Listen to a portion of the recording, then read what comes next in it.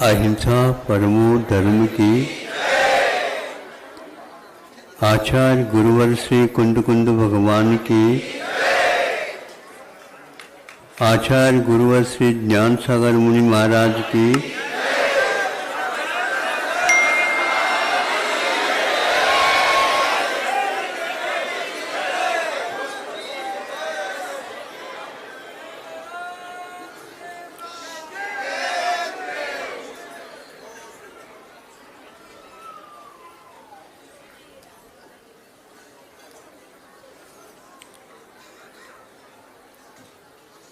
विकास की बात है, हर क्षेत्र में विकास हो सकता है। विकास प्राय करके हर क्षेत्र न मान करके अच्छाई की ओर जो जाते हैं उसको ही प्राय करके सज्जन लोग विकास यह संज्ञा दे देती है। शरीर का विकास होना अनिवार्य है, लेकिन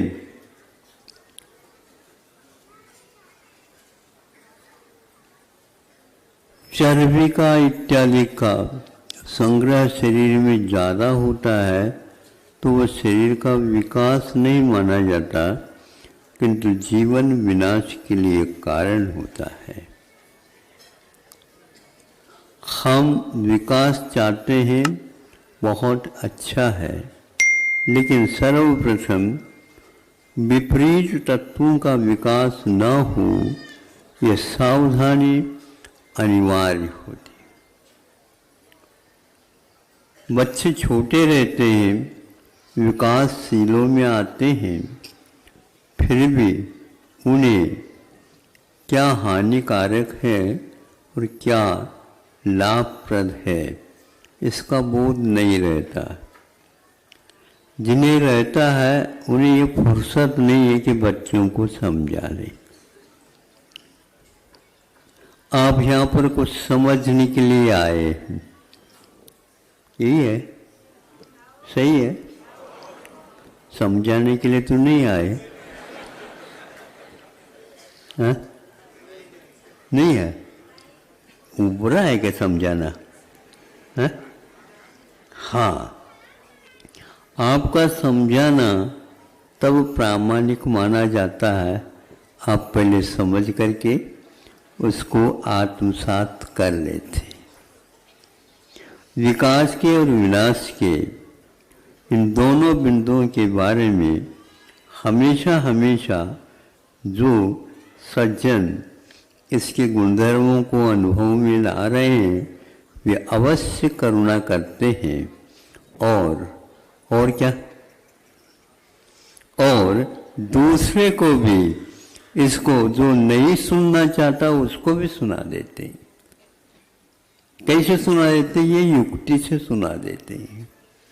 फिर बाद में वह सुनता सुनता एक बार और सुना दो, ऐसा भी कह देता है, क्योंकि उसे यह ज्ञात हो जाता है कि इसमें लाभ है और इसमें हानि है। लाभ हानि के बारे में जब तक दुकानदार जानकारी पूर्ण नहीं लेता वह दिवालिया बनने को है। उसे चाहिए कि जहाँ पर दुकान चलती है जिससे उसको जानकारी प्राप्त करने के लिए अन्यों के पास जाना चाहिए, किंतु आज उससे विपरीत होता जाता। किसके पास, कौन से दुकानदार के पास कौन से जानकार, कौन के जानकार है, यह भी एक बहुत बड़ा विषय रहस्यपूर्ण है। बच्चों, हमने कहा ना उनसे सीख लो, उनसे क्या सीखो ये बताओ ना, वो बता देगा। तो क्या बता देगा? हम चाहेंगे तभी वो बता पाएगा ना। उसी प्रकार हमें आकर के बच्चे पूछते हैं, महाराज हम इसके बारे में मार्गदर्शन दे दो। आप विद्यालय वगैरह जाते हो? हाँ जाते हैं। तो वो क्या काम करते हैं? वो क्या काम करते हैं बताओ? वो महाराज उनको फुर्सत नहीं रहती। मुझे कहाँ फुर्सत है? हाँ?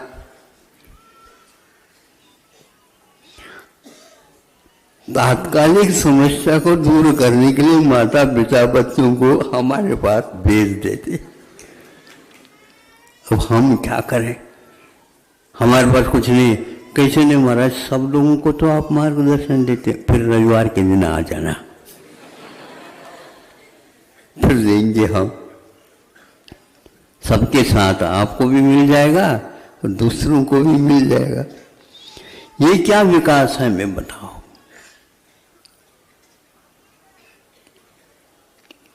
कई लोगों की धारणा बनी हुई है दुनिया में अनेक राष्ट्र विकासशील हैं। बहुत अच्छा लगता। भारत को भी उसी के साथ लपेट लेते। भारत भी विकासशील राष्ट्रों में है। हाँ बेटा, पहले की अपेक्षा से तुम्हारा विकास हो रहा, उसको अच्छा लगेगा। वो स्थिति बिल्कुल ठीक भी है, लेकिन भारत को कैसा लग रहा है मुझे बताओ?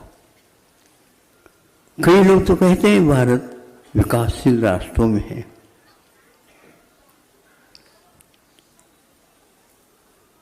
आप बताओ, भारत को विकासशील मानते हो?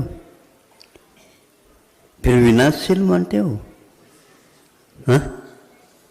फिर स्थिर मानते हो? कौन से मानते हो बताओ? यह बताना वही बहुत कठिन है। तो यह कठिन है, ये समझना कठिन है। यह विषय अपने आप में आपको पागल घोषित कर देगा। क्यों आप मान रहे हो अपने आप को, भारत को विकासशील राष्ट्रों में? किस दिशा में आप विकास कर रहे हैं हमें बता दो। सभी लोग अपने आप के राष्ट्र को प्राय करके विकासशील मानते हैं। भारत भी एक बहुत बड़ा राष्ट्र है, वह भी बड़ा विकासशील राष्ट्रों में आ जाता है। मुझे संतोषजनक कोई भी उत्तर देते हुए नहीं नजर आए। अब ये बताओ, विकसित राष्ट्र कौन है? सोच समझ करके बता देना। मुझे जिज्ञासा के तौर पर नहीं, आपकी धारणाओं के बारे में यह प्रश्न किया जा रहा है या जिज्ञासा रखी जा रही है। कौन सा राष्ट्र है विकसित है? अब विकसित राष्ट्र कितने हैं? और यदि विकसित है तो समान विकसित है या असमान विकसित है? असमान विकसित है तो वो असमान क्यों रहे? फिर विकासशील की अपेक्षा से असमान विकसितों को कहां पर किस दर्जे में रखी जाए?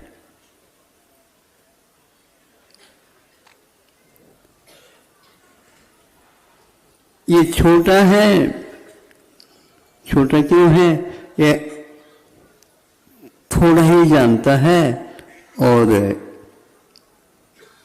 नहीं भी जानता है। तो नहीं जानने का अर्थ क्या होता है? विकासशील में मानेंगे या अर्ध पागल में मानेंगे? हमें विकसित होना है तो कौन से आदर्श हम माने, जिसके आदर्श के आधार पर हम वहां तक चले जाए? पहले सर्वप्रथम हमें लिखने के माध्यम से सिखाया जाता था, बढ़ता और स्लेट के माध्यम से। सर्वप्रथम गुरु जी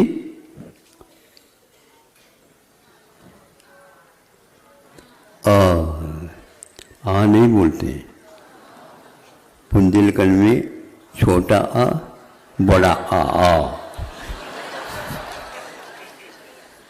ऐसा सुना था, इसलिए हमने बताया।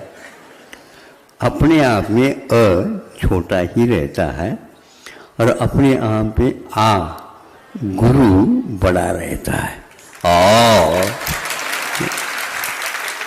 यह एक प्रकार से प्लुत में आ जाता है।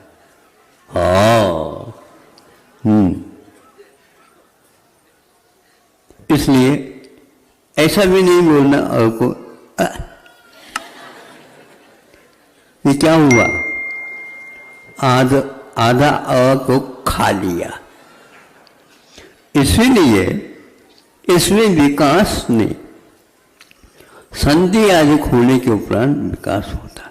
विकसित राष्ट्र कौन, होड़ लगी सब लोग, मुझे विकसित होना, मुझे विकसित होना। लेकिन दुनिया में कोई विकसित हुआ नहीं हुआ तो कैसे कह रहे हैं कि उसको विकसित, और वो कैसे मान रहा है अपने आप को मैं विकसित हूं। और विकासशील जो है, जो विकसित नहीं, उसके पास जाकर के छाती फूलता हुआ कहता है मैं विकसित हूं। कोरोना आने के उपरांत ये सब खुल गया है भेद, बिना कहे सब लोगों को मालूम पड़ने लगा। मेरी यह दवाई पूर्ण काम कर रही है, ले लो। हमारी भी अधूरी नहीं है, आपसे भी ज्यादा आगे के काम कर रही है। अब क्या करेंगे? यहां पर विकसित और विकासशील और कुछ भी नहीं हुआ, ये सब अपने आप ही भेद खुल रहे हैं। अमेरिका कहता हमारा अच्छा है, रूस कहता हमारा अच्छा, चीन कहता हमारा सबसे अच्छा। ये सारे कहते जा रहे हैं और एक दूसरे के वो अच्छे दवाइयों को खरीद नहीं रहे हैं। इसलिए नहीं खरीद रहे हैं क्योंकि ये इसके ऊपर विश्वास नहीं है। विश्वास सब जगह काम करता है, जिसके माध्यम से विकास हो सकता है। इन सभी समस्याओं का हल एक बार कलाम साहब ने कहा था। संभव है कि प्रथम भाषण होगा उनका राष्ट्र के लिए। उन्होंने ये कहा था, सर्वप्रथम मैं वह बताना चाहता हूं, यही बात विकासशील विकासशील विकासशील के माध्यम से ये चर्चा जो चलती है, वो कहते हैं मैं इसको नहीं मानता, भारत को विकासशील राष्ट्र नहीं मानना चाहिए। यदि मानते हैं तो कभी भी वह विकसित होगा ही नहीं। क्या इसका कभी आपने अर्थ समझा? जो राष्ट्रपति भी बन गए, आप लोगों ने बना दिया, और वो अच्छे ज्ञाता भी बने हैं, वैज्ञानिक भी बने, फिर उनकी बात मानते क्यों नहीं? ये नहीं मानना ही विकासशील में नहीं आता, विकसित तो हो नहीं सकता। यह एक प्रकार से अर्ध विकसित भी नहीं है, किंतु विनाशशील में आ जाता। वह रास्ता अपनाओ जिसके द्वारा मंजिल तक हम पहुंचे। रास्ता तो अपना लिया, लेकिन हमारे गंतव्य स्थान उससे नहीं मिलता, तो उसको रास्ता नहीं कहा जाता। तो फिर क्या कहें? भारत को विकासशील नहीं है तो उसको यह मानना चाहिए हम विकसित है, विकसित है। क्यों विकसित है? इसलिए विकसित है जो अमेरिका पैदा कर रहा है और बेच रहा है, उसी प्रकार हम भी करें तब हम विकसित हैं? नहीं, हमारे लिए जो आवश्यक है उसका उत्पादन करें और उसका उपभोग करें, उपयोग करें। और जो हमारे लिए आवश्यक नहीं है उसके विकास में बारे में, उसकी मात्रा को बढ़ाने के बारे में, उसको या तो बेचने के बारे में आप सोच रहे हो तो आप विकासशील में भी नहीं है, विकसित भी नहीं। सिद्धांत ग्रंथों के वाचन हो रहे थे, बहुत ही तलस्पर्शी विषय था। आयानुसारो व्यय, व्ययानुसारो आय। आय के अनुसार ही, उत्पादन के अनुसार ही व्यय करना चाहिए। सुन रहे हो बच्चों? यह विकसित और विकासशील के अंतर्गत आ जाएंगे। जिस नीति के माध्यम से विकास की ओर ले जाना चाह रहे हैं जो नेता लोग या और प्रतिष्ठित व्यक्ति, वो घूम गए हैं। घुमाव वहां पर होता है जहां पर कठिनाई होती, उस समय वेग को कम करना पड़ता है और पूछताछ भी करना पड़ता है। 4-5 मान लो रास्ता फूट रहे हो तो आयानुसारो व्यय, आय के अनुसार ही व्यय करना चाहिए। हमारे हाथ में है, जितना चाहे हम एक दिन में फूंक दो, इसको बोलते हैं। अरे तुम तो अपने घर को फूंक दोगे। घर फूंकने से फूंक जाता है क्या? ऐसे करोगे हमारे घर को तुम फूंक दोगे। फूंक दोगे का अर्थ क्या होता? कोई भी नहीं बता सकेगा। ये पढ़ते पढ़ते पढ़ते, सुनते सुनते सुनते, सोचते सोचते सोचते, दूसरे की बात को भी गौर से सुनते हुए यह मालूम पड़ता है व्यंग का यह विषय है। तुम फूंक दी, अरे बाप ने कमाया, उस लड़के ने, बोलो सर, सब लड़के तो आएंगे किसके, बोलो, फूंक दिया तो दीपक बुझेगा, फूंकोगे तो दीपक बुझेगा। जब बुझाना होता है वो दीपक को फूंकते हैं, है ना? हाँ। और जब सुलगाना होता है उस समय में भी बोला फूंकते हैं। ऐसा करेंगे तो वह भी बुझ जाएगा, सुलगेगा नहीं, विकास नहीं कर पाएगा, उसके द्वारा आपका व्यंजन नहीं बन पाएगा। आप वहीं पर बैठे रहिए, उतने ही अनुपात दीजिए। सुनार नली फूंक तो हिकुड़न तिकुड़न गिले वार, ऐसा कुछ सुना था हमने तो भूल सा गया। तो सुनार जो है हमेशा हमेशा एक नली को हाथ में लेकर के जब वो काम किया जाता उस समय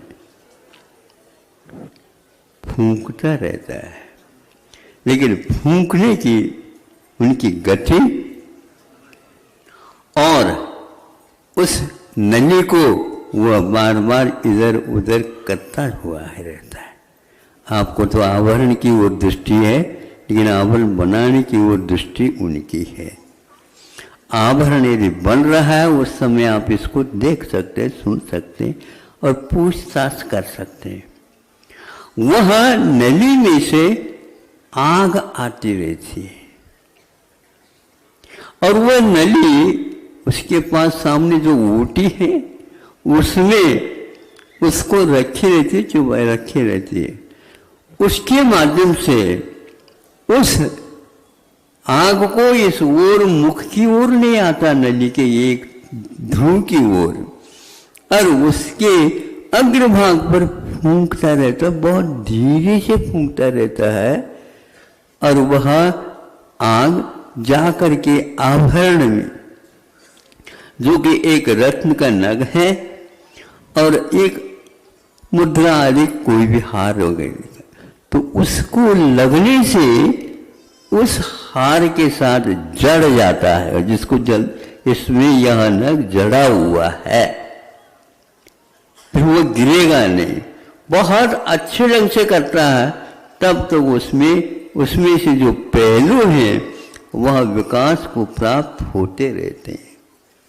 आप एकदम फूंकोगे आपको वह बनेगा नहीं आभरण। तो आज इतिहास को, संस्कृति को, भारतीय शिक्षा नीति को फूंकी जा रही है, समाप्त की जा रही है और उधर से वह बाढ़ लाई जा रही है और इसलिए आप विकसित मान करके अपने आप को चल रहे हो। किसी भी प्रकार से भारत विकसित नहीं हो सकेगा। आयानुसार हो गए हो, कितने भी करो, आप आय करना चाहते हैं लेकिन व्यय के अनुसार ही आय करो और आय के अनुसार ही व्यय करो, नहीं तो फालतू अपव्यय में आ जाएगा। आप बच्चों को आप अपव्यय क्या होता है, व्यय क्या होता है, इस नीति को नहीं समझा पा रहे, नहीं आप समझ रहे हैं। उतने ही पैर फैलाओ,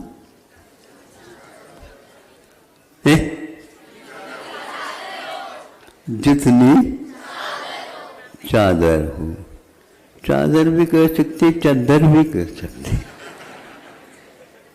अब इतनी क्यों कहा हो उन्होंने?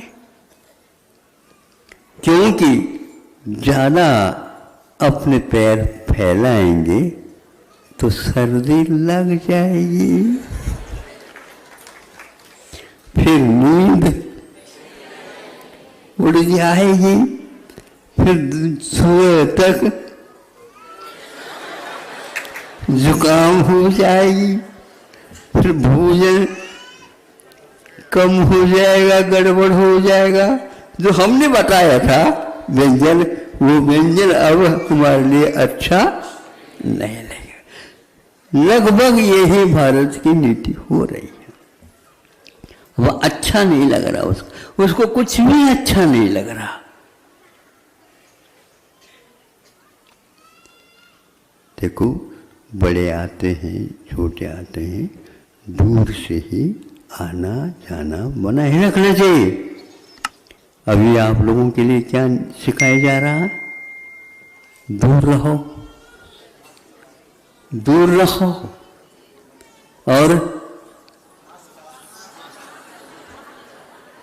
हाँ, बोलते समय, चलते समय अपनी मर्यादा छूट न जाए, ये सिखाए जाते थे।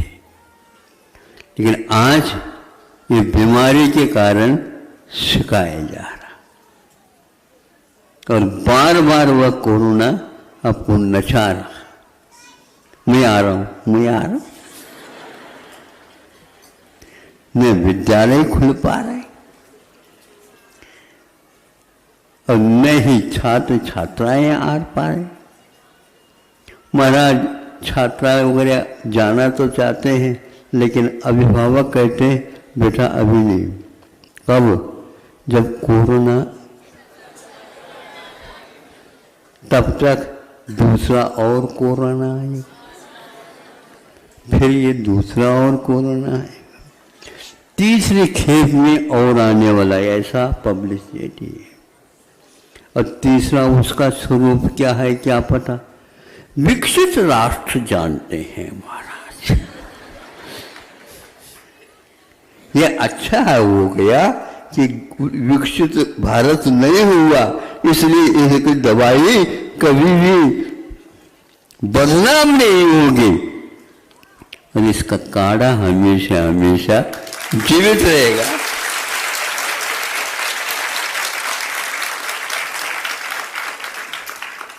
दो 200 वर्ष का विकास विकसित कह रहे हैं, 2000-3000 वर्ष पूर्व ये अपड़ है, ये कह रहे हैं। आपके कहने से भारत अपड़ नहीं होता, आपके कहने से आयुर्वेद कोई पेटेंट नहीं, ऐसा नहीं कहा जाता। उसका सैंपल के लिए आप काढ़े को एक बार पी करके देख लो, शाम को पी लो और सुबह जुकाम से दूर हो जाएगा, खिल करके खुल करके भूख लगेगी, भोजन करो, अपने काम करो। लेकिन काम अपना करना, कई व्यक्तियों ने इसको आजमाया, इसको विकसित करते हैं। भारतीय संस्कृति में जो विकास हो चुका है, अब उसके आगे कोई विकास नहीं होगा, उसमें अनुसंधान हो सकता है।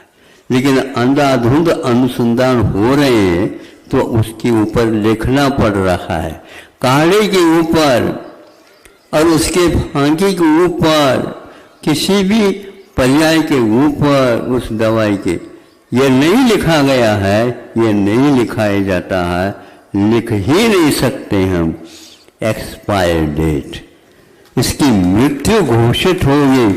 पहले से वह तिथि मिथि के अनुसार आयुर्वेद के ऊपर नहीं लिखा जाता, बल्कि वह एक प्रकार से रसायन है मृत्युंजयी। वह दवाई ऐसी है कि वह रोग को लेकर के ही अपना पाचन बढ़ा लेती या समाप्त कर देती। उसका अस्तित्व तब तक है जब तक वह रोग मूल से नहीं, जड़ से नहीं निकलता है। किंतु भारत को छोड़ करके अन्य जितने भी राष्ट्र हैं उन सब दवाइयों के ऊपर पहले से लिखा जाता, मतलब दवाई पहले मरती है, फिर बाद में आपका मरण आ जाता है। आए यह नियम नहीं, इसलिए आचार्यों ने कहा हमारे यहाँ, यह समझ जाता तो नहीं हो रहा, रविवार के हिसाब से बोल रहा हूँ, रविवार है आज, कैसे रविवार है, ज़्यादा भीड़ आती है तो रविवार है। तो उसमें ये लिखा हुआ रहता है मृत्यु का। यहाँ अब इसके बाद दवाई नहीं रहेगी, फिर भी बाहर जो बनी हुई दवाइयाँ, उनकी मृत्यु घोषित होने के उपरांत भी भारत में वो बिकता रहता है। मालूम करने के उपरांत भी वह बेचते रहते हैं और आप लेते रहे, made in India, made in America, made in, ये तो पूछने की बात ही नहीं, मृत्यु निश्चित है। क्या करोगे? जीवन पर्यंत जो व्यक्ति दवाई खाने के लिए कहता है वह दवाई नहीं है, यह विकसित राष्ट्र नहीं माना जाता। लेकिन सारे के सारे राष्ट्र कहते हैं, आयुर्वेद कभी भी नहीं कहता कि जीवन पर्यंत दवाई ले, भोजन जीवन पर्यंत ले सकते हो, किंतु दवाई नहीं, उसको बदल दो। वो नहीं बदलता है तो वैद्य को बदल दो, लेकिन उसको नहीं लेना, क्योंकि जिसके द्वारा गुण नहीं हो रहा, हाँ अपनी क्षमता के अनुसार होता है। इसलिए यहाँ पहले से कह रखा है कि यहाँ पर जीवन जीने के लिए क्षमता है तो उतना ही औषध आदि आदि करना चाहिए। यहाँ तक अन्यत्र कहा गया है कि भोजन को ही औषध बनाओ।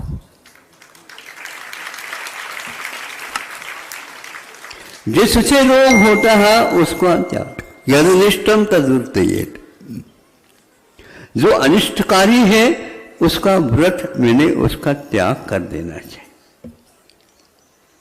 वहां पर खाए, तुम कुछ भी खा लो, कुछ भी खा लो, कितनी भी खा लो, खाते रहो तो ठीक होता रहेगा। ऊपर से एक गोली, नीचे से एक ग्रास, खाते रहो, जाते रहो, ऐसा कहा जाता है। आयुर्वेद कहता नहीं, एक आसन कर लो, नीरस कर लो, वनस्पति मत लो, आज रविवार है रस्य कर लो, नहीं है तो उपवास कर लो अष्टमी के दिन। अष्टमी की अष्टमी भी हो गया और उपवास में धर्म भी हो गया। उपवास करने से अपने आप ही विकृति के ऊपर प्रभाव पड़ जाता। यहाँ औषध नहीं, किंतु यहाँ भोजन करने की पद्धति है। और क्या बताएं हम, इसलिए बताना चाहता हूँ, आप लोगों को अन्यथा लगे या ना लगे, लेकिन विकसित है इसलिए आपको कहना चाहता हूँ। मधुमेह जिसको शुगर की बीमारी आप बोलते हैं, उसके ऊपर कोई भी प्रयोग है ही नहीं।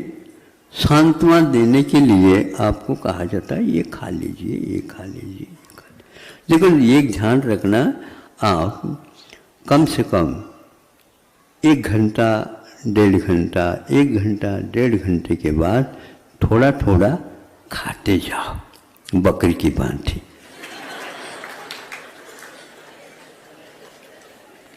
ये आहार शास्त्र का विपरीत है। आयुर्वेद कहता है कि नहीं, इतनी ही बार इसको लेना है और इतना ही लेना है,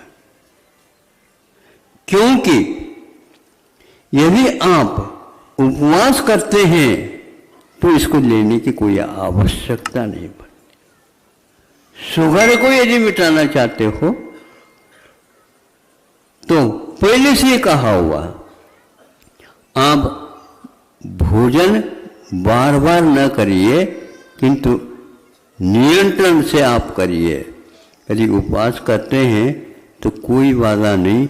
आज विज्ञान ने भी इस बात को स्वीकार की। जापान ने एक लेख भेजा था, उसके अनुसार मैं कह रहा हूँ। उसमें उन्होंने कहा कि उपवास करने से बल्कि शुगर के ऊपर ब्रेक लग जाएगी।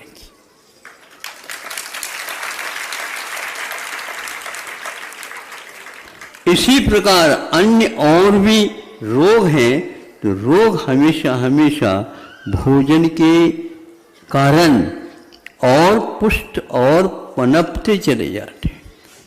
तो आज जिसको बाद में थोड़ी शुगर हो गई मान लो, तो वह व्रत हम व्रत नहीं ले सकते। क्यों नहीं? डॉक्टरों ने कहा उपवास करेंगे शुगर बढ़ेगी। अब हम क्या कहना चाह रहे हैं, विकसित अब कौन से देश है और विकासशील कौन है, आपको बताना पड़ेगा। अब धीरे धीरे वो लोग भी स्वीकार करने लगे, हाँ उपवास करने से भयंकर रोग भी नियंत्रण में आ सकते। नियंत्रण में लाने का लिए आप कम से कम ये विधि अपना सकते हैं। ऐसे कई उदाहरण सुनने को उपलब्ध हो रहे हैं। इसलिए आपको विकसित होना है तो एक प्रकार से मान लेना कि इतना पर्याप्त है हमारे पास, इतनी चद्दर है और इतने ही हमारे पास जगह है और अच्छे ढंग से हम इसमें निर्वाह कर सकते हैं और नींद भी लग सकती है। और ज़्यादा पैर फैलाओगे तो यही दशा होगी। आप फैलाने से पूर्व में उस चद्दर को उसी नाप से मोड़ माड़ करके ओढ़ो ताकि नींद लग जाए। नींद का मतलब एक उपयोगी आवश्यक तत्व है।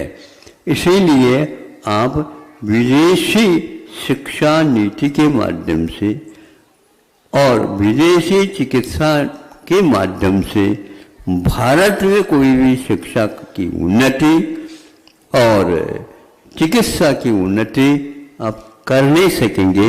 इसलिए हजारों वर्ष पूर्व में जो लिखे हुए हैं उनको आप अप्रामाणिक घोषित नहीं कर सकते, क्योंकि आपने इस युग में कोई भी देखा ही नहीं। अगर लिख भी दे तो उसकी मृत्यु पहले से घोषित है। लिख भी दे विशेष रूप से जो हानिकारक है उसको लाभप्रद, जो लाभप्रद है उनको हानिकारक घोषित किया जा रहा है। इसलिए यह उसी देश के लिए हो सकते हैं दवाई, किंतु यहाँ पर वह दवाई के काम में नहीं आ सकता। और आज भी विश्वास के साथ जो वेद लोग काम कर रहे हैं उनको सरकार ने प्रमाण पत्र भी दिया है और आप इस ढंग से कर सकते हैं। लेकिन जानकारी के बिना करना ठीक नहीं, और अधूरी जानकारी यदि है वो और ठीक नहीं, हानिकारक है, क्योंकि नींव हकीम हो। बस ये हमने भी सुनी थी, लेकिन अधूरा ही पर्याप्त है, आगे की कड़ी आपको ज्ञात है।